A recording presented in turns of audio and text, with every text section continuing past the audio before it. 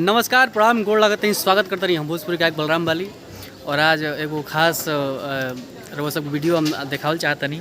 आज हम बानी अपना गांव के कुटी पर आश्रम पे और यहाँ कीर्तन भजन के कार्यक्रम चलत रहा। मैंने सुनने में बड़ा अच्छा लगल। और आप सबके बीच बनी हमारे चाचा जी दीनानाथ यादव जी, जो उनकी हमारा क्षेत्र जवार के बहुत ही अच्छा व्यास हैं, बहुत ही अच्छा संगीतज्ञ हैं। और यहाँ के कथा कहानी के कोनो जोड़ नहीं के आ बहुत ही पुरानिया व्यास हैं। यहाँ के हमने के बहुत बचपन से सुने नहीं जा।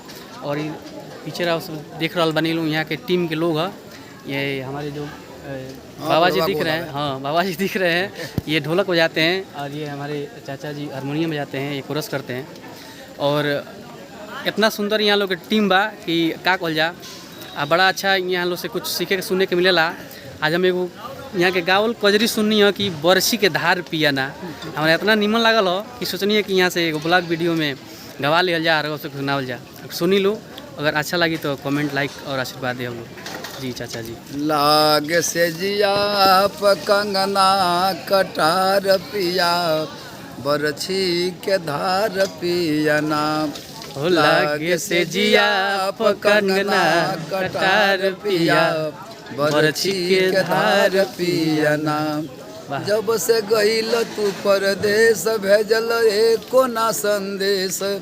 जब से गईल तू परदेश भेजल एको ना संदेश।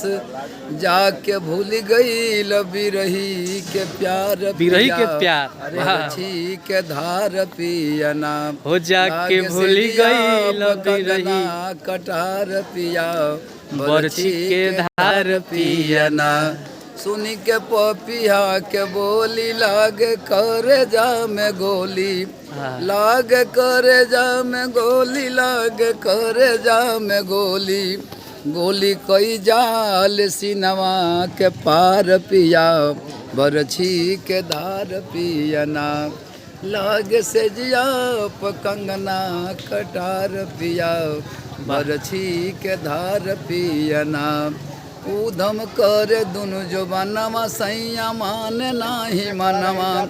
सैया मान नाही मनवा, सैया मान नाही मनवा। दुनु यो बना करेले तकरार पिया बरछी के धार पियाना। लागे से जिया कंगना कटार पिया बरछी के धार पियाना। बीतल जाला सब समनवा कहिया बहो सजनवा। कहिया बहो सजनवा, कहिया बहो सजनवा। कहिया लुटबया के सावन के बहार पिया बरछी के धार पियाना। लागे से जिया कंगना कटार पिया बरछी के धार पियाना।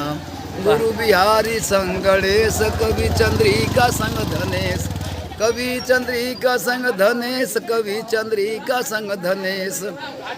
यादव दीनानाथ के कजरी लयदार पिया बरछी के धार पियाना।